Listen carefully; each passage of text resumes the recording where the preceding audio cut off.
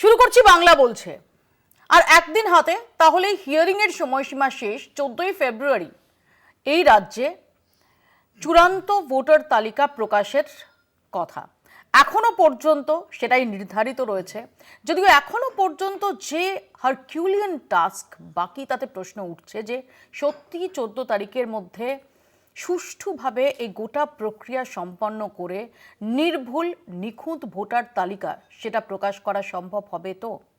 এই প্রশ্ন উস্কে দিয়েছে একাধিক ঘটনা। 7 জেলার বিএলও তারা মুখ্য নির্বাচনী আধিকারিককে চিঠি দিয়েছেন সময়সীমা বাড়ানোর আবেদন করে। এর পাশাপাশি আজকের যে ডেভেলপমেন্ট উত্তরপ্রদেশে, সেখানে 1 মাস, আমরা সেই বিজ্ঞপ্তি আপনাদের দেখাবো। উত্তরপ্রদেশে সেখানে বিজ্ঞপ্তি জারি করে এই এসআইআর এর যে সময়, সেটাকে আরও 1 মাস বাড়ানো হয়েছে। আর তারপরই প্রশ্ন উঠছে যে উত্তরপ্রদেশের ক্ষেত্রে যে সময় বাড়ানো হলো, পশ্চিমবঙ্গের ক্ষেত্রে কেন নয়? এবং এখানে প্রশ্ন উঠছে যে উত্তরপ্রদেশের ক্ষেত্রে সময় বাড়ানো এই অভিযোগটাকেই জোরালো করছে যে আসলে এই প্রক্রিয়াটা সময় সাপেক্ষ, যে কারণে উত্তরপ্রদেশের সময় বাড়াতে হচ্ছে। তাহলে পশ্চিমবঙ্গে এই তাড়াহুড়োয় যদি ফাঁক ফোকর থেকে যায়, তার জন্য কেন ভুগতে হবে সাধারণ ভোটারকে, সাধারণ মানুষকে? কেন পশ্চিমবঙ্গের ক্ষেত্রে এই সময়সীমা বাড়ানোটা সেটা বিবেচিত হবে না? এই সব নিয়ে আমরা আলোচনা করব। আমাদের সঙ্গে যারা উপস্থিত রয়েছেন তাদের সঙ্গে পরিচয় করিয়ে দিই। আমাদের সঙ্গে রয়েছেন বিজেপির পক্ষ থেকে প্রীতম দত্ত, সিপিআই এর পক্ষ থেকে সৈকত গিরি, তৃণমূল কংগ্রেসের পক্ষ থেকে কৌশিক বিশ্বাস এবং কংগ্রেসের পক্ষ থেকে অমিতাভ সিনহা। আমি প্রথমে একদম নির্দিষ্ট এই প্রশ্ন নিয়েই যাব। প্রীতম, উত্তরপ্রদেশে বাড়ানো হচ্ছে 1 মাস, সেখানে যে হিয়ারিং এর যে সময়সীমা সেটাকে 6 মার্চ করা হলো, তাহলে কেন বাংলার ক্ষেত্রে নয়? এটা তো স্পষ্ট বোঝা যাচ্ছে যে আসলে এটা এত তাড়াহুড়ো করে করার কথা না। যদি তাড়াহুড়ো করে করা যেত, তাহলে ডাবল ইঞ্জিন সরকারের যে রাজ্য, সেখানেও সুষ্ঠুভাবে হয়ে যেত, টাইম ফ্রেমের, নির্দিষ্ট টাইম ফ্রেমের মধ্যেও হয়ে যেত। আপনি ভুল লোককে প্রশ্ন করে দিয়েছেন। এই ইলেকশন কমিশনের মুখপাত্র আমরা নই, সেটা ইলেকশন কমিশনার বুঝবে। কত রোহিঙ্গা বাদ যাবে, কত কোটি রোহিঙ্গা বাদ যাবে, কত কোটি অনুপ্রবেশকারী বাদ যাবে, এসআইআর হবে কিভাবে হবে, এই নিয়ে সবচেয়ে বেশি তো তোমাদের বলতে দেখেছি, অত তো নির্বাচন কমিশনকেও বলতে দেখিনি বাংলার এসআইআর নিয়ে। তার কারণে 2005 সালের 4 আগস্টে আমরা আমাদের যে তখন বিরোধী নেত্রী, এখনকার যে মুখ্যমন্ত্রী মমতা ব্যানার্জিকে বলতে শুরু হয়েছিলাম যে বাংলাদেশ থেকে অনুপ্রবেশকারীরা এসে আজকে এখানে ভোটার হয়ে গেছেন। তখন উনি 1.5 কোটির কথা বলেছিলেন।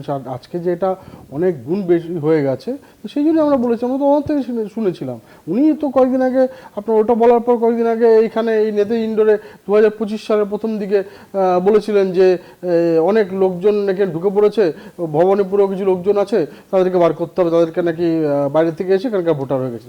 ওনার থেকে আমরা জানতে পেরেছিলাম। এই জন্য আমরা বলছিলাম যে মুখ্যমন্ত্রী তখনকার 2005 সালের যদি সংখ্যাটা 1.5 কোটি হতে পারে, তখন সেটা আজকে বহুগুণ বেড়ে গেছে। সেই কথাটাই বলছিলাম বারবার। এবং ইলেকশন কমিশনার রেট বাড়াবে কি বাড়াবে না, কমাবে না কি করবে, সবটাই ইলেকশন কমিশনার পায় না। আমরা যেটা বলছি, নো এসআইআর নো ভোট। আমি আসবো তোমার কাছে, আমি বাকিদের কাছেও আসবো এই প্রসঙ্গে। তার আগে আমাদের সঙ্গে সরাসরি রয়েছেন সত্য সুন্দর ভট্টাচার্য। আমি একটু সত্যর কাছে চলে যাবো। সত্য, আমরা দেখতে পাচ্ছি যে উত্তরপ্রদেশে সেখানে আরো 1 মাস এই সময়সীমা বাড়ানো হয়েছে। হিয়ারিং এর যে ডেট, সেটাকে 1 মাস এক্সট্রা বাড়িয়ে দেওয়া হয়েছে।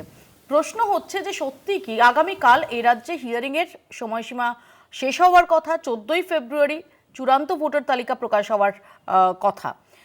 সমস্তটা কি এই ডেডলাইন মেনে নির্ভুলভাবে সুষ্ঠুভাবে সম্পন্ন করা সম্ভব, নাকি এখনো পর্যন্ত বেশ কিছু জায়গায় সংশয়ের অবকাশ থাকছে?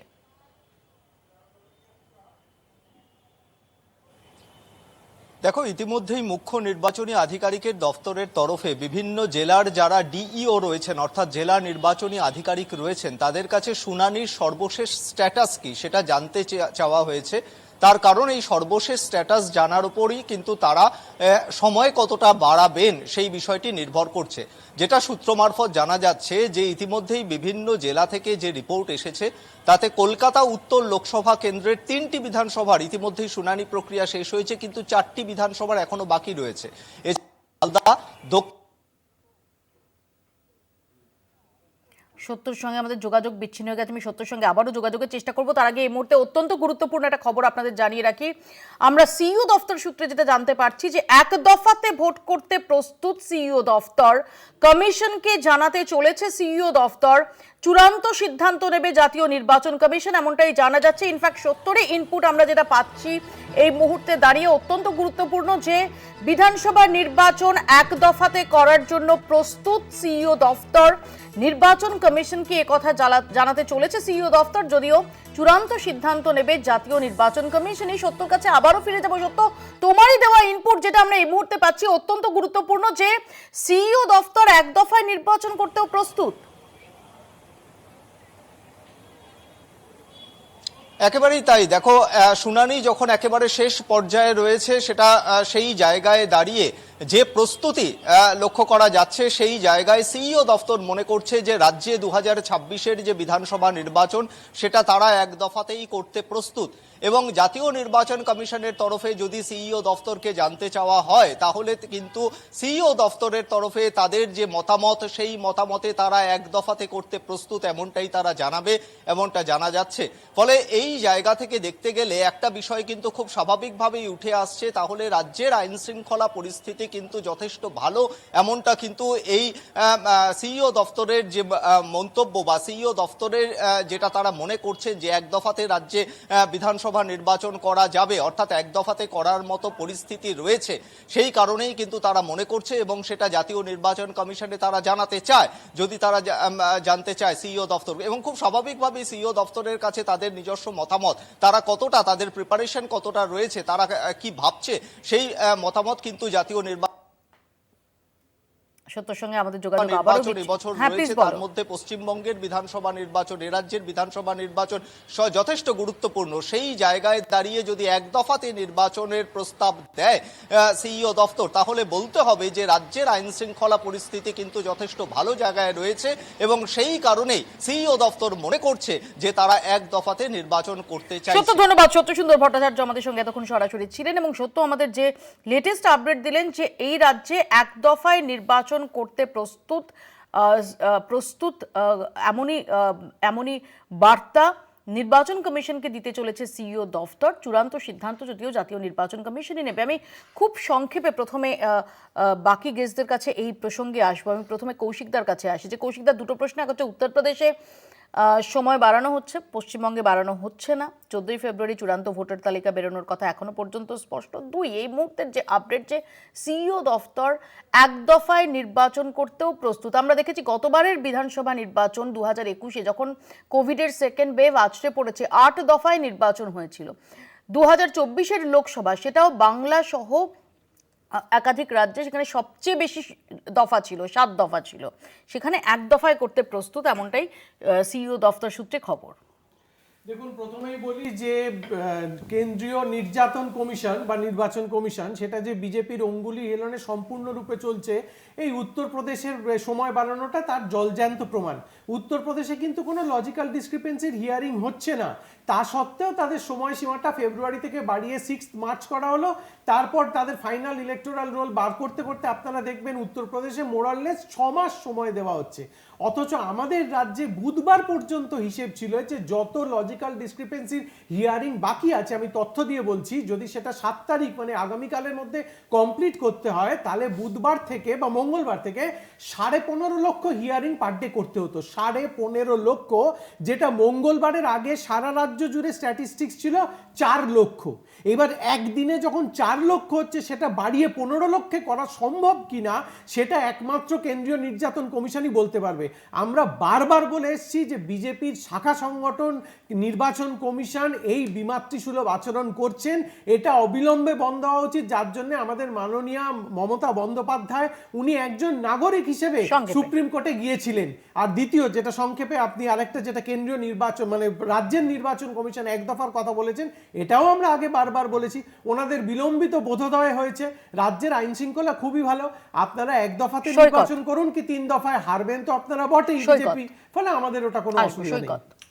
প্রথম কথা হচ্ছে, এই রাজ্যে এই যে এসআইআর এর ফলে বিভ্রান্তি তৈরি করা হচ্ছে, তাতে এসআইআর এ যারা হ্যারাস্ট হচ্ছেন সাধারণ মানুষ, তাদের পদ্ধতি হচ্ছে প্রথমে বিডিও অফিসে হিয়ারিং এর পর যদি কারোর বক্তব্য থাকে তাহলে তারা ডিএম অফিসে যাবে। ডিএম অফিসে হিয়ারিং এর পর তারা কেন্দ্রীয়ভাবে রাজ্যের নির্বাচন কমিশনের কোনো একটা নির্দিষ্ট জায়গায় আসবে। এই যে লেন্দি একটা প্রসিডিওর, এই প্রসিডিওরটা কোনোভাবে ফেব্রুয়ারি 14 তারিখের মধ্যে শেষ হওয়া সম্ভব নয়। আমরা প্রথম থেকে বলেছিলাম অপরিকল্পিতভাবে এসআইআর চাপিয়ে দেওয়া হচ্ছে। রাজ্যের সরকার প্রথম দিন থেকে যদি এই বিষয়ে সুপ্রিম কোর্টে এই আইনি লড়াইয়ে অবতীর্ণ হতো রাজ্যের সরকার কিংবা তৃণমূল কংগ্রেস, যদি বিধানসভায় সর্বদলীয় সভা করে বা সর্বদলীয় বৈঠক করে রাজ্যে এর বিরুদ্ধে সমস্ত মানুষকে ঐক্যবদ্ধ করা যেত, তাহলে সুবিধে হতো। এখন এসআইআর এর শেষ পর্যায়ে আজকে 14 তারিখের শেষ সপ্তাহে এসে সুপ্রিম কোর্টে মুর্শিদাবাদে আমাদের একজন নেত্রী তার করা পিটিশনারের মামলায় তার সঙ্গে যুক্ত হয়ে মাননীয় মুখ্যমন্ত্রী সুপ্রিম কোর্টে যতবারই খুশি যেতে পারেন, কিন্তু তার ফলে এসআইআর এ কোনো পরিবর্তন সম্ভব নয়। নির্বাচন কমিশন দায়িত্ব নিয়েছে এই রাজ্যে লক্ষ লক্ষ মানুষকে হেনস্থা করে একটা বড় অংশের ভোটারকে এই নির্বাচনী প্রক্রিয়া থেকে দূরে রাখতে। কারণটা কি না, একটা মজার বিষয় হচ্ছে যখন কেন্দ্রীয়ভাবে হিয়ারিং হয়ে যাবে তারপরেও যদি কারোর কিছু বলার থাকে সে বিষয়েও আবেদন করা যাবে, কিন্তু সেই আবেদনের শুনানি কখন হবে না, আফটার দ্য ইলেকশন। তার ফলে এই ব্যাপক অংশের ভোটারটা এর বাইরে থেকে যাবেন। শেষ আমার যে কথাটা বলার, এক দফায় হোক বা দু দফায় হোক বা তিন দফায় হোক, নির্বাচন সুস্থভাবে শান্তিপূর্ণভাবে নির্বাচন কমিশন করতে চায় কি চায় না, নাকি অতীতের মতন আধা সামরিক বাহিনী ক্লাবে বসে স্কুলে বসে মাংস ভাত খাবে ঘুমাবে আর এদিকে তৃণমূলের সব ছেলেরা ছাপ্পা ভোট করবে আর ওখানে বিজেপির নেতারা বড় বড় ডায়লগ দেবে, ভোটের দিন কিছুই হবে না। অমিতাভ বাবু, হ্যাঁ, যে প্রশ্ন যেটা হচ্ছে যে 14 তারিখের মধ্যে এই শুনানি পর্বটা শেষ হবে কি না সে ব্যাপারে আমরা প্রচণ্ড বেশি সন্দিহান। আমরা প্রথম দিন থেকে বলে এসেছিলাম যে আমাদের এই তাড়াহুড়ো করে এই এসআইআর করার কোনো মানে হয় না। বিশেষ করে নির্বাচনমুখী রাজ্যে যদি করতে হতো অন্ততপক্ষে 1 বছর আগে থেকে যদি এই প্রস্তুতিটা নিত নির্বাচন কমিশন, তাহলে কিন্তু এই ব্যাপারটা অনেক সহজ হয়ে যেত। কিন্তু ইতিমধ্যেই আমরা বারবার যখন ডেপুটেশন দিয়েছিলাম এবং তার ফলে 15 দিন মাত্র বেড়েছিল, আমরা 60 দিন বাড়াবার কথা বলেছিলাম, নির্বাচন কমিশন 15 দিন বাড়িয়েছিল। তার মানে এটা অত্যন্ত পরিষ্কার যে তারা যেভাবে দিনগুলো ঠিক করেছিলেন সেটা ভুল ছিল। 15 দিন বাড়ানো মানে কিন্তু একটা কথাই অত্যন্ত পরিষ্কার, তারা ঠিক মতনভাবে ক্যালকুলেশনটা করতে পারেননি, আজও করতে পারছেন না। কিন্তু মুশকিল হচ্ছে কর্তার ইচ্ছায় কর্ম। কর্তা যেভাবে বলেছেন, যেভাবে বাদ দিতে বলেছেন, পশ্চিমবাংলার একটা বড় অংশের ভোটারকে বাদ দেওয়ার কথা তার মাথায় ঢুকিয়ে দিয়েছে এবং এক দফা নির্বাচনের কথা বলে দিয়েছে। সুতরাং জ্ঞানেশ কুমার কর্তার ইচ্ছায় কর্ম, অতএব তাকে এর বাইরে যেতে পারবে না। আপনি ভাবুন তো, গত 2-3 মাসের মধ্যে 100-র বেশি মানুষের মৃত্যু হয়েছে, আত্মহত্যা করেছেন, বৃদ্ধ মানুষেরা লাইন দিয়েছেন, মাথার উপরে কোনো ছাদ নেই, একদিকে রোদ একদিকে ঠান্ডা হাওয়া, দোতলাতে হিয়ারিং হচ্ছে, কোলে করে নিয়ে যাচ্ছে এবং তারা দিনের পর দিন কষ্ট করেছে। এবং সবথেকে বড় ব্যাপার, নির্বাচন কমিশন সুযোগ পেলেই বারবার চেঞ্জ করছে, তারা সুপ্রিম কোর্টকেও মানছে না। আসবো আমি এখানে প্রীতমের কাছে আসি। প্রীতম, এক দফায় নির্বাচন করতে প্রস্তুত সিইও দফতর, তেমনই তাদের বক্তব্য তারা নির্বাচন কমিশনের কাছে তারা পেশ করতে চলেছেন। চূড়ান্ত সিদ্ধান্ত ডেফিনেটলি নির্বাচন কমিশন নেবে। আমার পয়েন্ট হচ্ছে যে তার মানে কি, যে এর আগে 8 দফা 7 দফা কোনো কিছু, আমরা শেষ কবে এক দফায় নির্বাচন দেখেছি সেটার জন্য ভাবতে হবে। লাস্ট 2 দশক ধরে যদি আমরা দেখি যে একাধিক দফাটা, এবং পরের দিকে তো আমরা দেখেছি যে 8 দফা 7 দফা কোনো কিছুই তোমাদের এক্সপেক্টেড যে রেজাল্ট সেটা সুনিশ্চিত করতে পারেনি। সে কারণেই কি এবার দফা কম হলে তোমাদের কোনো বক্তব্য নেই? না, দেখুন, আমরা একটাই কথা বলতে চাই ইলেকশন কমিশনকে তোমাদের এই ক্যামেরার মাধ্যমে, যে আপনি সুষ্ঠুভাবে এবং এখানে সুশৃঙ্খলভাবে শান্তিতে যেন নাগরিকরা বেরিয়ে নিজের মত প্রকাশ করতে পারে তার ব্যবস্থা করুন। এবং আরেকটা কথা তোমার ক্যামেরার মাধ্যমে বলতে চাই যে আপনারা এই আধা সামরিক বাহিনী পাঠিয়ে ওই একদিন আগে 10 দিন 3 দিন আগে আসলে হবে না, 1 মাস আগে সেটা ডিপ্লয় করতে হবে। ওই ডায়মন্ড হারবার মডেল যেভাবে ভাইপো বাহিনী কাজ করে, যেভাবে আমরা দেখে এসেছি ফলতাতে তোমার ওই, এবং প্রত্যেকটা বুথে যেন ওয়েবকাস্টিং কম্পালসারি হয়, এটা মাস্ট। আমার এখানে একটা বক্তব্য রয়েছে প্রীতম, আমি মনে করতে পারি খুব স্পষ্ট করে 2021-এ যে 8 দফা নির্বাচন, তার প্রথম দফা থেকে আমরা দেখতাম যে বিজেপি দুপুর গড়াতে না গড়াতেই, অর্থাৎ 2-2:30 বাজতেই বিরোধী দল বিজেপি তারা অত্যন্ত কনফিডেন্সের সঙ্গে বলতো যে নির্বাচন সুষ্ঠু এবং শান্তিপূর্ণ হয়েছে, যেটা আমাদের অভ্যেস ছিল। ইউজুয়ালি শাসক দল এই কথাটা বলে যে নির্বাচন সুষ্ঠু এবং শান্তিপূর্ণ হয়েছে, বিরোধী দল বলে থাকে যে না না ভোট রিগড হয়েছে ইত্যাদি। আমরা দেখতাম যে প্রত্যেকটা ভোটের দফায় বেলা 2-2:30-টের সময় প্রথম প্রেস কনফারেন্সটা সেটা বিজেপি করতো এবং বলতো যে কেন্দ্রীয় বাহিনীর সক্রিয়তায় যথেষ্ট ভালোভাবে ভোট হয়েছে। তারপরে রেজাল্ট সবার জানা। না, তারপর তো আমরা দেখেছি কেন্দ্রীয় বাহিনী থাকা সত্ত্বেও আপনার কাউন্টিং সেন্টার থেকে আমাদের ক্যান্ডিডেট মানস সাহাকে বার করে পিটিয়ে, এমনভাবে পিটিয়েছে যে 7 দিনের মধ্যে লোকটি মারা যায়। তো এটা তো কেন্দ্রীয় বাহিনীর সামনেই হয়েছে। তো এগুলো তো প্রেসিডেন্স, এগুলো তো হয়েছে, পশ্চিমবঙ্গে হয়েছে, আমরা দেখেছি। এবং 2024-এর ইলেকশনে তুমি জানো সেই জন্য ইলেকশন পিটিশন তোমার হাইকোর্টে চলছে। বারবার অভিষেক ব্যানার্জিকে ডেকে পাঠাচ্ছে, উনি যাচ্ছেন না।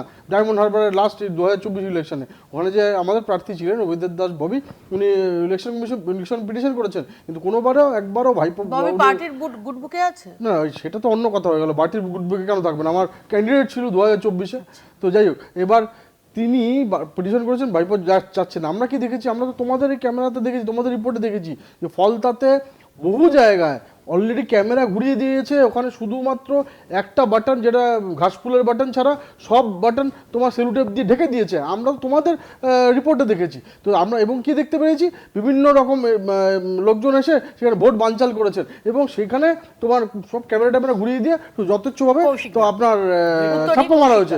সেই জন্যই আমরা অ্যাপ্রিহেন্ড। আমরা শুধু ইলেকশন কমিশনকে একটা রিকোয়েস্ট করবো যে 7 দিন আগে যেন এই আধা সামরিক বাহিনী আসে, সব জায়গায় পেট্রোলিং করে এবং তিনটে জিনিস পরিষ্কার করে বলা আছে। আপনি যেটা রাইটলি পয়েন্টেড আউট করলেন সেটা হচ্ছে, আপনি আমাকে একটু স্ট্যাটিস্টিক্স দিয়ে বলুন যে 2021-এর এবং 24-এর নির্বাচনে প্রত্যেকটা ফেজের পর কটা করে বুথে তারা রিপোলিং চেয়েছে? কটা করে বুথে তারা রিপোলিং চেয়েছে? পয়েন্ট নাম্বার 1, তাদের রিপোলিং চাওয়ার সংখ্যা প্রায় নেই বললেই হয়। তার মানে কি, আপনি যদি মনে করেন আমরাও নির্বাচনী করা ছেলে ছাত্র জীবন থেকে যে এই বুথে গন্ডগোল হয়েছে, তাহলে প্রথম সেই দল যেটা করবে সে রিপোলিং চাইবে সেই বুথে। কটা করে বুথে 10%-এর বেশি টেন্ডার ব্যালটিং হয়েছে? 10%-এর বেশি যদি টেন্ডার ব্যালটিং হয় তাহলে সেই বুথে এনিওয়ে রিপোলিং হবে। হ্যাঁ বলছি, দাঁড়াও একটু বলতে দাও। 2 নম্বর কথা হচ্ছে, যেটা বারবার শুধু কেন্দ্রীয় বাহিনী বলা হচ্ছে, যেদিন নির্বাচন ঘোষণা হয় এবং মডেল কোড অফ কন্ডাক্ট হয় সেদিন থেকে পুরো প্রশাসনই কিন্তু নির্বাচন কমিশনের অধীনে চলে যায়। ডিএম বলুন, এসপি বলুন, থানার ওসি বলুন বা একজন অফিসার বলুন, তাদেরও কিন্তু নির্বাচন কমিশন ইচ্ছা করলেই ট্রান্সফার করতে পারেন। ফলে ব্যাপারটা শুধু এইটা নয় যে কেন্দ্রীয় বাহিনী নির্বাচন কমিশনের অধীনে থাকে, প্রশাসন থাকে না। ফলে কেন্দ্রীয় বাহিনী যদি কাজ না, আর একটা লাস্ট পয়েন্ট যেটা প্রীতম বলল, ডায়মন্ড হারবারে শুধু তৃণমূলের প্রতীকী ছিল, তাহলে ভাই আপনার পোলিং এজেন্ট সেখানে কি করছিল? তাহলে আপনার পোলিং এজেন্ট সেই বুথের মধ্যে কি করছিল বলুন আমাকে? মেরে পিটিয়ে বার করে দেওয়ার কতজন পোলিং এজেন্টের নাম বলতে পারবেন যে যাকে মেরে পিটিয়ে বার করে দেওয়া হয়েছিল? মেরে পিটিয়ে বার করে দেওয়া যদি হয় থাকতো, মেরে পিটিয়ে বার করে দিলে তো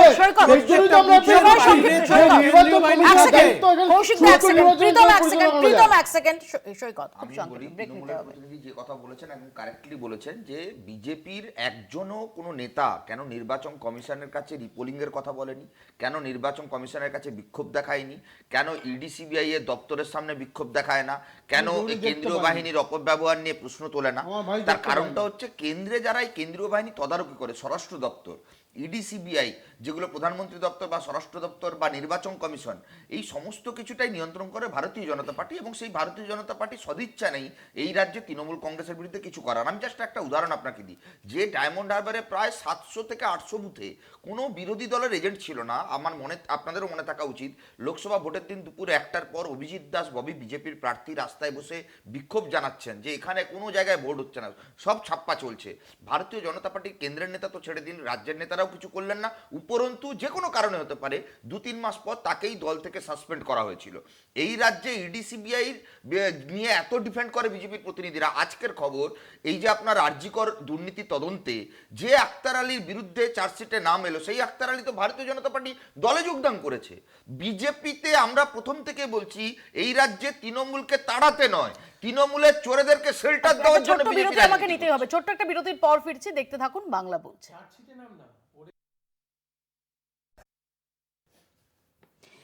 চূড়ান্ত ভোটার তালিকা কি 14 ফেব্রুয়ারির মধ্যেই প্রকাশিত হতে পারবে? এখনো অনেকগুলো প্রশ্ন রয়ে গেছে। এরই মধ্যে আমরা দেখেছি যে এসআইআর নিয়ে স্বয়ং মুখ্যমন্ত্রী মমতা বন্দ্যোপাধ্যায় তিনি সওয়াল করেছেন সুপ্রিম কোর্টে, জানিয়ে কটাক্ষ করেছেন প্রধানমন্ত্রী নরেন্দ্র মোদীও।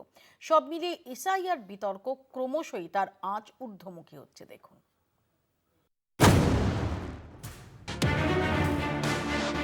মানতে হবে ডেডলাইন, 14ই ফেব্রুয়ারিতেই চূড়ান্ত ভোটার তালিকা পেশ করতে হবে।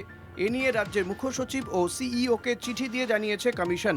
কিন্তু বাংলায় যা পরিস্থিতি, তাতে কি এক সপ্তাহের মধ্যে পুরো প্রক্রিয়া শেষ করা সম্ভব? কমিশনের নির্দেশ, 10ই ফেব্রুয়ারির মধ্যে ভোটার তালিকা খতিয়ে দেখতে হবে, তারপর নির্বাচন কমিশনের অনুমোদনও নিতে হবে। কিন্তু দক্ষিণ 24 পরগনা, মালদা, মুর্শিদাবাদের জেলা শাসক এর মধ্যেই শুনানি শেষ করা নিয়ে সংশয় প্রকাশ করেছেন। মুর্শিদাবাদে আজই ফের এক মহিলা বিএলওর মৃত্যু হয়েছে। মৃতার ছেলের অভিযোগ, এনুমারেশন ফর্ম ফিল আপে বারবার সমস্যা হওয়ায় চিন্তায় ছিলেন তিনি। তাকে হাসপাতালে ভর্তি করা হয়েছিল, তারপর আজই মৃত্যু। দক্ষিণ 24 পরগনার কুলপিতেও এসআইআর আতঙ্কে বৃদ্ধার মৃত্যুর অভিযোগ উঠেছে। একের পর এক এ ধরনের সমস্যা নিয়েই আজ বিক্ষোভ দেখান বিএলওরা। 24 পরগনা, মালদা, মুর্শিদাবাদ, হাওড়া, হুগলি বিএলওরা বাড়তি 3 দিন সময় চেয়ে চিঠি দেন সিইওকে। ত্রুটিমুক্ত তালিকা তৈরির জন্য বাড়তি সময় দরকার বলে দাবি করেন তারা। দিনের পর দিন রাজ্যবাসীর এই হয়রানি নিয়ে বারবার সোচ্চার হয়েছেন মুখ্যমন্ত্রী মমতা বন্দ্যোপাধ্যায় থেকে Abhishek Bandyopadhyay. Only to misuse the AI, artificial agency, without verifying the reality, they just deleted one-sided. Without the ERO signature, they cannot do it. एक प्रदेश का चुना हुआ मुख्यमंत्री एक चीफ इलेक्शन कमिश्नर को 6 चिट्ठी लिखा है। 6 चिट्ठी, एक नहीं, 2 नहीं, 3 नहीं, 6 चिट्ठी। एक कभी रिप्लाई तक नहीं दिया गया है। इसमें कौन रूट दिखता है, मैं कि आप? যদিও প্রধানমন্ত্রীর অভিযোগ, অনুপ্রবেশকারীদের আড়াল করতেই আদালত পর্যন্ত ছুটছেন তৃণমূল নেত্রী। निर्मम सरकार पतन के जितने भी पैरामीटर्स हैं, उन सब पैरामीटर्स में नए नए रिकॉर्ड बनाते जा रहे हैं और यहाँ उपदेश दे रहे हैं। क्या हाल करके रखा हुआ है। ऐसी निर्मम सरकार से वहाँ के लोगों का भविष्य अंधकार के अंदर डूब रहा है, लेकिन इनको कोई परवाह नहीं। কাল রাজ্যসভায় মোদীর এহেন মন্তব্যের তীব্র সমালোচনা করে তৃণমূল। তাদের প্রশ্ন, অনুপ্রবেশকারী কারা? যে 150 জন মারা গেছেন তাদের পরিবার? যে অসহায় মানুষরা লাইন দিয়ে হয়রান হচ্ছেন তারা? নাকি যে জীবিত ভোটারদের মৃত বলে তকমা দেওয়া হচ্ছে তারা? আজও তৃণমূল সাংসদ সাকেত গোখেল এক্স স্যান্ডেলে কমিশনের ভূমিকা নিয়ে প্রশ্ন তুলেছেন। তিনি লিখেছেন, ত্রুটিপূর্ণ সফটওয়্যারের জন্য যে বহু নাম বাদ যাচ্ছে বলে কমিশন দাবি করছে, সেই সফটওয়্যারের নির্মাতা কে? ত্রুটি আছে জেনেও কেন তার ব্যবহার বন্ধ করেনি কমিশন? বিজেপি পরিচালিত কমিশনের জন্যই এই হয়রানি বলে তোপ দেখেছেন তিনি।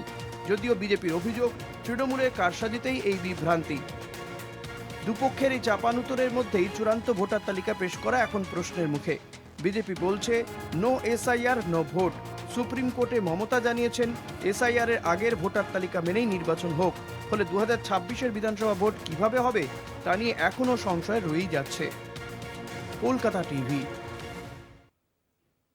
প্রীতম, আমরা দেখেছি যে সাকেত গোখলে তিনি একটি সংবাদ মাধ্যমের রিপোর্ট উদ্ধৃত করে তিনি এক্স হ্যান্ডেলে পোস্ট করেছেন এবং বলছেন যে অভিযোগটা মমতা বন্দ্যোপাধ্যায়, অভিষেক বন্দ্যোপাধ্যায়রা করে আসছিলেন যে সফটওয়্যার ত্রুটিপূর্ণ, সেটাই এস্টাবলিশড হচ্ছে, সেটা নির্বাচন কমিশন তারা মেনে নিচ্ছে। তাহলে এর দায় কার? কারা এই ত্রুটিপূর্ণ সফটওয়্যার সেটা তৈরি করলো? কেন সেটা ব্যবহার করা হলো? সেটা যদি মমতা ব্যানার্জি বা মমতা ব্যানার্জি অন্য কেউ বলে থাকে, সুপ্রিম কোর্টে তো আমার পেন্ডিং আছে, সুপ্রিম কোর্ট সেটা জবাব দেবে, উল্লেসী ঘোষাল জবাব দেবে। কিন্তু আজকে অলরেডি সুপ্রিম কোর্ট যে প্রসিডিংয়ের আপনার কথা বলেন, মমতা ব্যানার্জি আমি একটু তোমার কাছে আসছি তোমার কাছে। আমি শুভেন্দু অধিকারী, বিরোধী দলনেতা, তিনি আজকে কি বলেছেন একটু শোনাবো। জাতীয় সুরক্ষার ক্ষেত্রে তৃণমূল কংগ্রেস একটি বিপজ্জনক সরকার এবং রাজনৈতিক দল বলে আমি মনে করি। এটা আমার কথা নয়, ভারতবর্ষের 11 বছর ধরে সফলতার সঙ্গে যিনি দেশ চালাচ্ছেন, বিশ্বের অন্যতম সর্বশ্রেষ্ঠ নেতা, যিনি 3 বারের সফল মুখ্যমন্ত্রী গুজরাটে, তিনি গতকাল রাজ্যসভায় কি বলেছেন সোশ্যাল মিডিয়াতে এসেছে, আমিও পোস্ট করেছি এক্স এফবিতে, আপনারা দেখুন সেখানে কি বলেছেন তিনি। জেলে এই নির্মম সরকার কত নিচে নামছে, আদালত পর্যন্ত চলে যাচ্ছে। মরিয়া এই অবৈধ বাংলাদেশি অনুপ্রবেশকারী, মূলত মুসলিম বাংলাদেশি অনুপ্রবেশকারী, এদের বাঁচানোর জন্য এই নির্মম সরকারের মরিয়া প্রয়াস, এটা দেশের পক্ষে বিপজ্জনক। কৌশিক দা, আমরা দেখলাম যে প্রধানমন্ত্রী তিনি বলছেন রাজ্যসভায় দাঁড়িয়ে যে কতটা ডেসপারেট, কতটা মরিয়া তৃণমূল কংগ্রেস, যে মমতা বন্দ্যোপাধ্যায়ের নাম করেনি, তিনি মুখ্যমন্ত্রীর নাম করেনি, যে ঘুষপেটিয়াদের বাঁচাতে সুপ্রিম কোর্টে ছুটে যেতে হচ্ছে, সওয়াল করতে হচ্ছে। আজকে শুভেন্দু অধিকারীও সে একই সুরে কথা বলছেন। দেখুন, প্রথমেই মাননীয় প্রধানমন্ত্রীকে জিজ্ঞেস করবো যে পেহেলগাঁওয়ের ঘুষপটিয়ারা কিভাবে ঢুকেছিল সেটার ব্যাপারে যদি কিছু বলেন। ত্রিপুরায় 437 কিলোমিটার ফেন্সিং দেওয়া আছে, তা সত্ত্বেও 2025-এর 22শে অক্টোবর 23 জন বাংলাদেশিকে কি করে ধরা পড়া হয়েছিল ত্রিপুরায় সেটা যদি বলেন। এবং 3 নম্বর কথা হচ্ছে, অনুপ্রবেশের মূল কোনো যদি কেউ ফেলিয়ার থাকে সেটা আপনারই স্বরাষ্ট্রমন্ত্রী প্রধানমন্ত্রীজি, যার দায়িত্ব। চতুর্থ এবং শেষ প্রশ্ন আমাদের, 14ই ফেব্রুয়ারি এখনো পর্যন্ত যা খবর সেটা হচ্ছে ফাইনাল লিস্ট বেরোবে।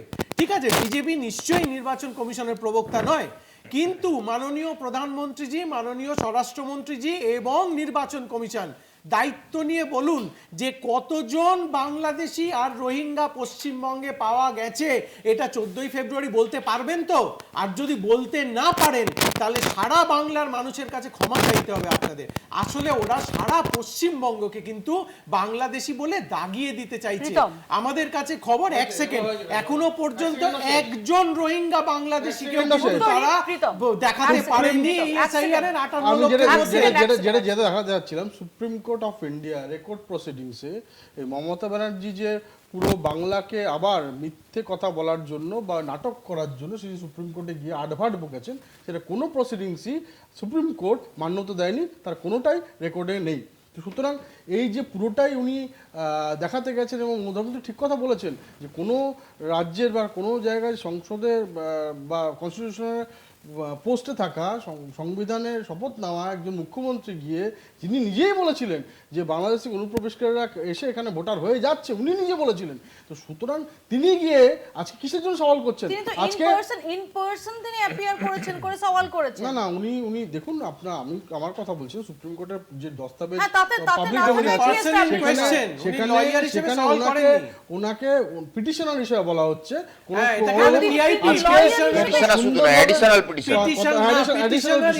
এবং যেটা সবচেয়ে বড় কথা হচ্ছে যে সুপ্রিম কোর্ট বারবার বলছে যে আপনি থামুন, আপনার যে লয়ার আছে, লেভেল লয়ার আছে, তারা ভালো বলতে পারে, আপনি একটু আমরা আলোচনা শুনবো। কিন্তু মমতা ব্যানার্জি এখানে আনন্দপুরে 40 জন বাঙালিকে হত্যা করেছে, সেটা বাদ দিয়ে উনি ঘোরাতে গিয়ে নেগেটিভটা ঘোরাতে গিয়ে সুপ্রিম কোর্টে গিয়ে আমার একটা ট্যাক্সের টাকা সময় অপচয় করেছে। আর বলছে যারা রোহিঙ্গা বাংলাদেশি ধরার ব্যাপারটা আমরা দেখেছি তোমাদের ক্যামেরায়, আমি বর্ডার দিয়ে সারা পালিয়ে যাচ্ছিল, কতজন রোহিঙ্গা খসড়া তালিকায় ছিল বলুন, কতজন রোহিঙ্গা খসড়া তালিকায় ছিল বলুন, বিহারের এসআইআর কমপ্লিট হওয়ার পর কত বাংলাদেশি পাওয়া গেছে, কতজন রোহিঙ্গা।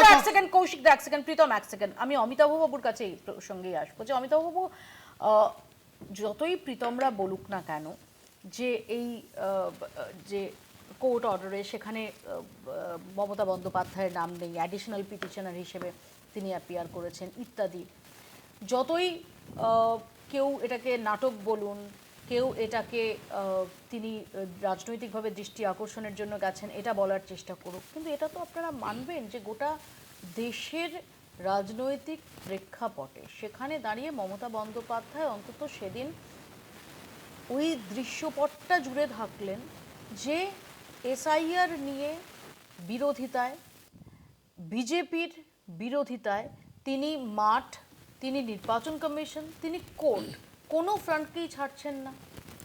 হ্যাঁ, দেখুন, একথা অস্বীকার করার অখিলেশ যাদব থেকে শুরু করে প্রিয়াঙ্কা চতুর্বেদী তারা অভিনন্দন জানিয়েছেন। একথা অস্বীকার করার উপায় নেই যে তিনি সত্যি সারা ভারতবর্ষের মিডিয়াকে নিয়ে নিয়েছেন। পশ্চিমবাংলার মিডিয়াগুলো যেমন ফার্স্ট পেজের ওপরে নিউজ করেছে, কিন্তু আমি বহু দেখেছি, ইন্ডিয়ান এক্সপ্রেস বলুন, দ্য হিন্দু বলুন, সর্বভারতীয় মিডিয়াতে তলার দিকেই ছিল, প্রথমের দিকে ছিল না। কিন্তু তা সত্ত্বেও আমি নিশ্চয়ই ওনাকে একদিক দিয়ে বলতেই হয় যে তিনি যেটা করেছেন সেটাকে নাটকই বলুন। হ্যাঁ, একদিক দিয়ে তো নাটক বটে, কারণ উনি অত্যন্ত অভ্যস্ত। আমরা তো ওর সাথে 80-র দশকের প্রথম থেকে রাজনীতির মধ্যে ছিলাম, আমি জানি উনি কী করেন। আমি সেক্ষেত্রে বলতে পারি যে যতই নাটক বলুন না কেন, উনি রাজনীতিটাকে ঠিকভাবে কাজে লাগিয়েছেন। আমরা এইটার এসআইআরের সমস্যাগুলো নিয়ে প্রথম আমরা কেস ফাইল করেছিলাম অভিষেক মনু সিংভি, আমাদের যিনি লিগ্যাল সেলের যিনি চেয়ারম্যান, তিনি তার সাথে আমাদের সভাপতি শুভঙ্কর সরকার প্রথম মিটিং করেন এবং এই ব্যাপারে আমরা এগিয়েছিলাম। আমাদের কপাল খারাপ যে আমাদের কেসটা কদিন পরে আগামী সোমবার উঠতে যাচ্ছে। তার মানছেন যে আপনি গোল খেয়ে গেছেন মমতা না, বন্দ্যোপাধ্যায়? গোল খেয়ে গেছে বলবো না, যে হ্যাঁ ওনার লাখটা ফেভার করেছে, উনি সুযোগ পেয়েছেন, নাহলে আপনি বলুন না না। না, আমাকে একটা কথা বলুন, আপনি বলুন আপনাকে না। একটা কথা, এক সেকেন্ড এক সেকেন্ড এক সেকেন্ড এক সেকেন্ড এক সেকেন্ড। জাজেরাও কি তাকে অমিতাভ বলছে, বাবু হ্যাঁ শুনুন না, বলুন বলুন। অমিতাভ বাবু শুনুন না।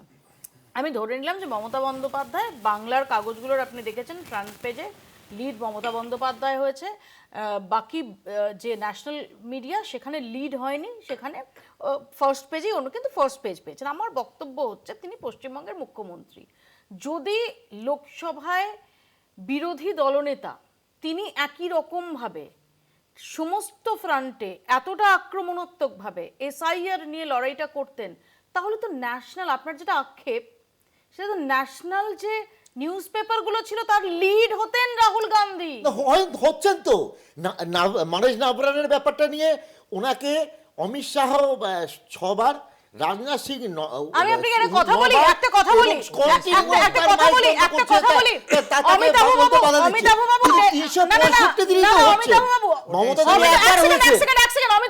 কথা, আমি কথা বললে থামতে হবে। আপনাদের সমস্যা হচ্ছে নারাভানের বিষয়টা অত্যন্ত সিরিয়াস বিষয়, কিন্তু আপনাকে মনে রাখতে হবে যে এক সেকেন্ড ইন্ডিয়া আর ভারতের মধ্যে একটা তফাৎ রয়েছে। সত্যপাল মালিকের ইন্টারভিউ নিয়ে আপনারা ভেবেছিলেন সেটা গোটা দেশের রায় বদলে দেবে। সত্যপাল মালিকের নাম ভারতের কজন জানেন, ইন্ডিয়ার অনেকে জানেন। নারাভানে আপনি এখান থেকে বেরিয়ে যান, এখান থেকে জাস্ট বেরিয়ে আপনি শো আজকে শেষ হওয়ার পর আপনি নিচে চায়ের দোকানে গিয়ে যারা আছেন, যারা এই এসআইআর নিয়ে আলোচনা করছেন, যারা বলছেন হিয়ারিং এ হয়তো ডাক পেয়েছেন অথবা পাননি, অথবা কারো আত্মীয় ডাক পেয়েছে, বা ভাবছেন যে 14ই ফেব্রুয়ারি তাদের তালিকাটা দেখতে হবে, আপনি আমায় বলুন তো নারাভানে ইস্যুটা নিয়ে তারা কতজন অবগত? না, এই কথাটা আমি অস্বীকার করছি না যে নাভারানের থেকে এসআইআরটা নিয়ে, যে ব্যাপারটা নিয়ে তিনি অনেক বেশি পাবলিসিটি পেয়েছেন, কিন্তু সেটা বাংলাতে পেয়েছেন, ভারতবর্ষে অন্যান্য কত জায়গাতে অখিলেশ যাদব ব্যক্তিগতভাবে করতে পারেন। আপনি উত্তরপ্রদেশে যান, বিহারে যান বা মধ্যপ্রদেশে যান, এসআইআর নিয়ে ওদের কোনো মাথা ব্যথা নেই, জানেও না, সেটা খায় না, মাথায় দেয়, জানেও না।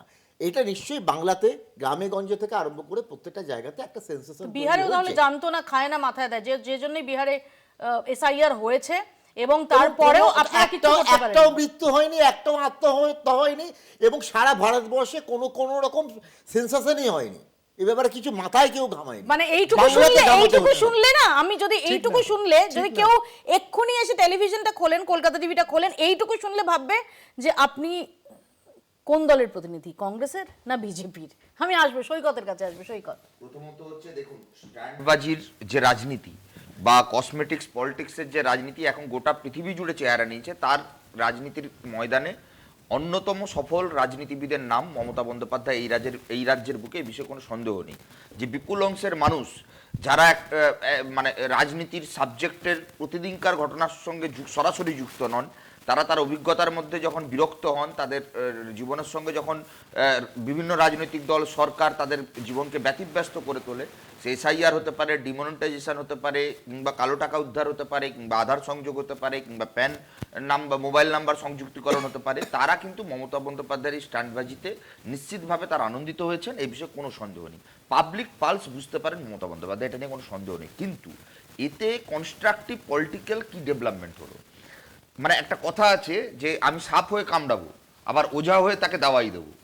যে মমতা বন্দ্যোপাধ্যায় 236 কোটি টাকা বরাদ্দ করে দিলেন নির্বাচন কমিশনকে এসআইআর ভালোভাবে করুন, যে মমতা বন্দ্যোপাধ্যায় গোটা দেশের মধ্যে প্রথম ডিটেনশন ক্যাম্পের জন্য জমি দিয়ে দিলেন, যে মমতা বন্দ্যোপাধ্যায় তার পুরো অ্যাডমিনিস্ট্রেশনটাকে সাহায্য করে দিলেন এসআইআর এর কাজে, যে মমতা বন্দ্যোপাধ্যায় বললেন এরপর আমি আর দিতে পারবো না, মাইক্রো অবজারভার বাইরে থেকে নিয়ে আসুন। কেরল সরকার এসআইআর এর সহযোগিতা করেনি? সবাই করেছে, সব রাজ্যই করবে, কিন্তু কেরল বা তামিলনাড়ু কোনো মুখ্যমন্ত্রী বলেনি যে আমি বেঁচে থাকতে এসআইআর করতে দেবো না। সাংবিধানিক প্রক্রিয়া, সেটা নিয়ে মমতা বন্দ্যোপাধ্যায় রাজনীতি করেছেন। রাজনৈতিক যে গিনিপিগের খেলা, সেই খেলাতে মমতা বন্দ্যোপাধ্যায় চ্যাম্পিয়ন। আমি আপনাকে শুধু এক লাইন একটু বলতে দিন। আমি বলছি যদি মমতা বন্দ্যোপাধ্যায় এই রোল করবেন, তাহলে প্রথম দিন থেকে কেন নামলেন না? কলকাতায় মিছিল না করে সুপ্রিম কোর্টে কেন গেলেন না? যে পিটিশনারে এডিশন হয়েছেন উনি, সেটা সব্যসাচী দার মামলা, আইনজীবী হিসেবে সেই মামলা লড়ছিলেন। আজকে যে পর্যায়ে উনি গেলেন তাতে এসআইআর এর কোন পরিবর্তনটা হলো, পাবলিকের কোন হ্যারাসমেন্টটা কমলো? তৃণমূল তার ভোট ব্যাংক জিতে গেল। দেখুন তারে জমিন, আমি এক লাখ শুধু তারে জমিন পরের থেকে অনেক বেশি সালমান খানের যে কোনো মুভি অনেক বেশি করে চান্স পায়। তার মানে এই নয় যে সমাজের বুকে রাজনীতিবিদদের কোনো অবদান তার থাকবে মানে না। তুমি মেনে নিচ্ছ যে মমতা বন্দ্যোপাধ্যায়, আমি যে ধরে নিই যে একদম রাজনৈতিক ডিভিডেন্ডের জন্য এটা করেছেন, অপটিক্সের জন্য করেছেন, সেটাতে তিনি সফল এবং সেটার ডিভিডেন্ড তিনি একদম, পেতে একদম। ডিভিডেন্ড পেতে চলেছেন একদম পাবেন, ভোটে। একদমই পাবেন।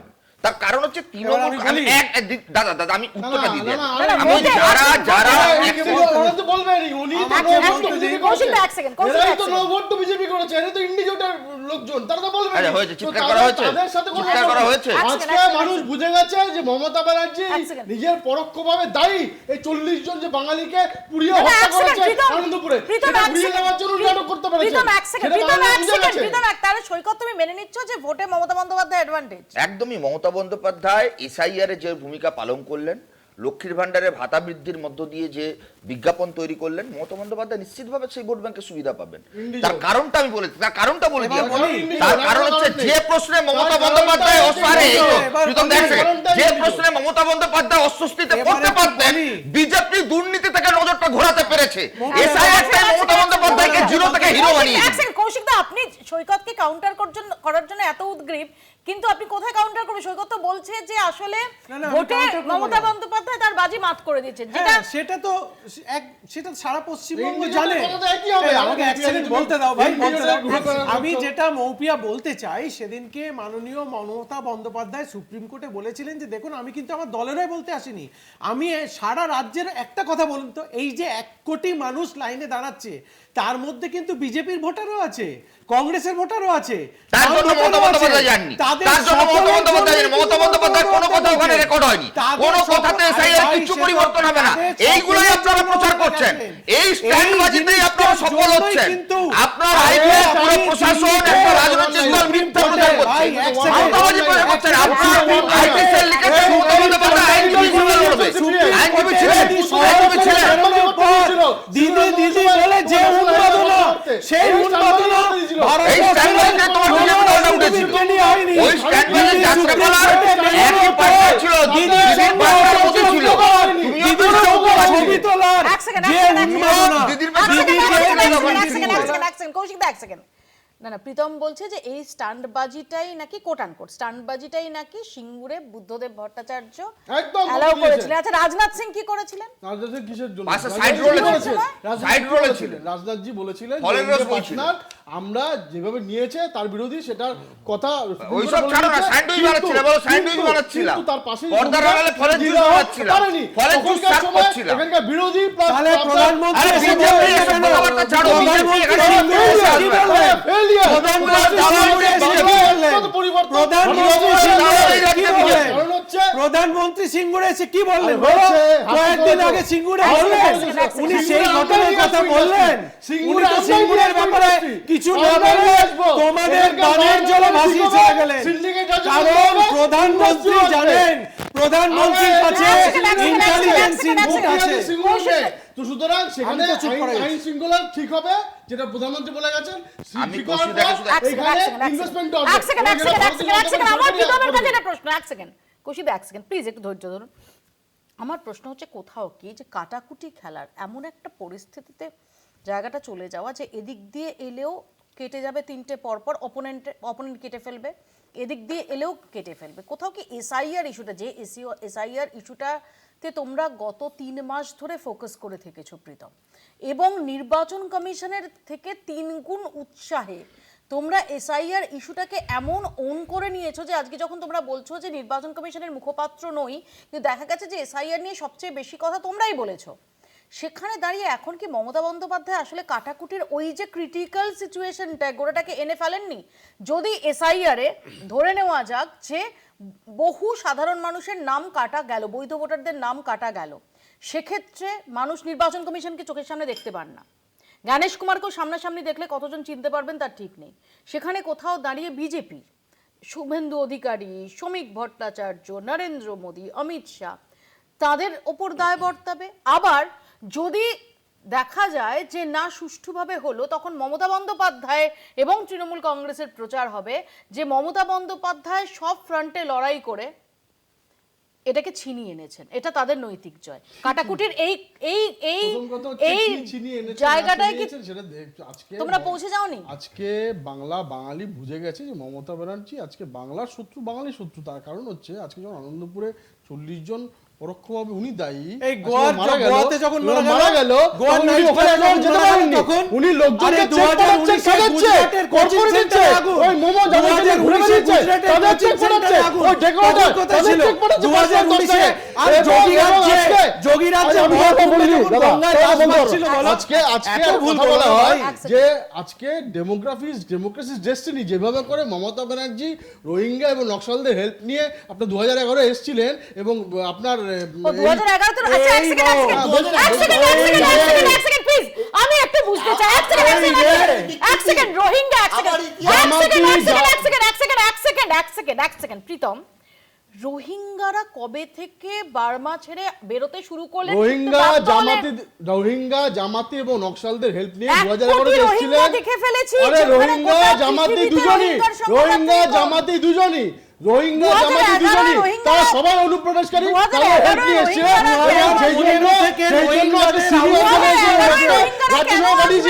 এবং নকশালদের আজকে সেই জন্য করে নাও। প্রীতম, রোহিঙ্গারা কবে থেকে ওখানে, রোহিঙ্গাদের যে পুশব্যাক করাটা সেটা কবে থেকে শুরু হয়েছে? আমাকে শুধু রোহিঙ্গা অনুপ্রবেশকারী টোটাল জামাতিদের সাপোর্ট নিয়ে 2011-তে নকশালদের সাপোর্ট নিয়ে যেভাবে এসেছিলেন, তাদের প্রাইজ দিয়ে দিয়েছেন মমতা ব্যানার্জি। রোহিঙ্গারা কোন আনন্দে 2011-তে এসেছিলেন পশ্চিমবাংলায় একটু বলবে? তোমার মায়ানমারে যারা থাকে তাদেরকে রোহিঙ্গা বলা হয় না, রাখাইন প্রদেশে তোমার 2011-র আগে থেকে শাহজাহান 15 থেকে শাহজাহান তখন থেকে করেছে। মায়ানমারে যারা মুসলমান তাদেরকে কন্টেন্ট শুনবো যে প্রথম চাঁদে যারা গিয়েছিলেন তাদের মধ্যে রোহিঙ্গা ছিলেন। রোহিঙ্গা ইস্যুটা কবে থেকে? রোহিঙ্গাদের মায়ানমার ছাড়তে বাধ্য হওয়া, তাদের এই বাংলাদেশে আসে, আমি ধরে নিলাম পশ্চিমবঙ্গে আসে, সেটা কবে থেকে শুরু হয়েছে? তোমার শুধু রোহিঙ্গা বলতে তো একটু গুগল করো প্লিজ। মুসলমানদের কথা বলা হচ্ছে না, রোহিঙ্গা তাদের মধ্যে বলে না। রোহিঙ্গারা মুসলমান না, মুসলমানও আছে। রোহিঙ্গা মুসলমান না, রোহিঙ্গা যারা পালিয়েছে তারা রোহিঙ্গা না, যারা সেই মুসলমান রোহিঙ্গা না। এটা নিয়ে আর মুখ খুলো না প্লিজ। রোহিঙ্গাদের মধ্যে অমুসলমানও আছে। এক সেকেন্ড আমি একটু অমিতাভ বাবুর কাছে আসি। অমিতাভ বাবু, আপনি কিছু বলছিলেন। না, আমি বলছি যে ইতিহাস বিকৃতিটা তো বিজেপি প্রথম থেকে চিরকালই করে। এবার বিকৃতিতে এইখানে এসেও যে এত বিকৃতি হবে সেটা আমি ভাবতে পারিনি। ইতিহাস ভূগোল সব বিকৃতির পর বিকৃতির পর আমাকেই রোহিঙ্গা বলবেন বোধহয়। আমার ধারণা অং সান সুচি নিশ্চয়ই কলকাতা টিভি দেখেন না, ভাষা সমস্যার কারণেই দেখেন না, ওখানে হয়তো দেখাও যায় না। না হলে প্রীতমের এই বক্তব্যটা নিয়ে তার যে গোটা বিশ্বব্যাপী ইমেজে যে দাগটা পড়েছিল, তিনি কিন্তু সেটাকে কাটিয়ে দিতে পারতেন। আমি একটা বিষয় শুধু বলি, সেটা হচ্ছে আমি এই শুধু রোহিঙ্গা বিষয়ে কথা বলে মানে বিজেপির অস্বস্তি বাড়াবো না, আর বিজেপি প্রতিনিধির হোয়াটসঅ্যাপ ইউনিভার্সিটির ডেটা নিয়েও আমি অস্বস্তি তৈরি করবো না। আমার বক্তব্য খুব পরিষ্কার। 11 সালে তৃণমূল কংগ্রেস যখন ক্ষমতায় এসেছিল, তার পরবর্তীকালে বহুবার আপনার দলের নেতা নেত্রীরা মমতা বন্দ্যোপাধ্যায়ের ভূয়সী প্রশংসা করেছেন, RSS এর দুর্গা বলেছেন, এসব অনেক ইত্যাদি ইত্যাদি আছে। আমার প্রশ্ন হচ্ছে এসআইআর নিয়ে আপনারা যে কথাগুলো আজকে বলছেন, বিডিও অফিস জ্বালালো তৃণমূলের এমএলএ, কি ব্যবস্থা নিয়েছে নির্বাচন কমিশন? আপনারা নির্বাচন কমিশনের কাছে কেন কথা বলেননি? এই রাজ্যে মাইক্রো অবজারভার কিংবা ডেটা অ্যানালিস্ট কিংবা ডেটা টাইপার কিংবা স্টেনোগ্রাফার, এগুলো নিয়ে যখন জটিলতা তৈরি হচ্ছে, তখন আপনারা প্রত্যেক দিন এই টিভির চ্যানেলগুলোতে রাস্তায় দাঁড়িয়ে কি বলেছেন? বাংলাদেশে খুঁজে খুঁজে ফেলবো, সব বাংলাদেশে ছোট ছোট ফেলবো। নির্বাচন কমিশন পরিকল্পনা করেছিল, বিজেপি পরিকল্পনা করেছিল যে মুসলমানদের তাদেরকে এই রাজ্যে হেনস্থা করবে, তারপর নির্বাচনী বৈতরণী পার হবে। বিডিও এসডিওদের কাজে লাগিয়ে, এই রাজ্যের প্রশাসনকে কাজে লাগিয়ে তৃণমূল কংগ্রেসেরও একটা অংশ তারা কি করেছে যে হিন্দু, দলিত, গরিব, আদিবাসী তাদের সহায়তা ক্যাম্পের নামে তাদের নামেও লজিক্যাল ডিসক্রিমিনেশনতে হেনস্থা করা হচ্ছে। এসআইআরটা আসলে তৃণমূল বিজেপির পলিটিক্যাল অস্ত্রে পরিণত হয়েছে। মানুষ হেনস্থা হচ্ছে।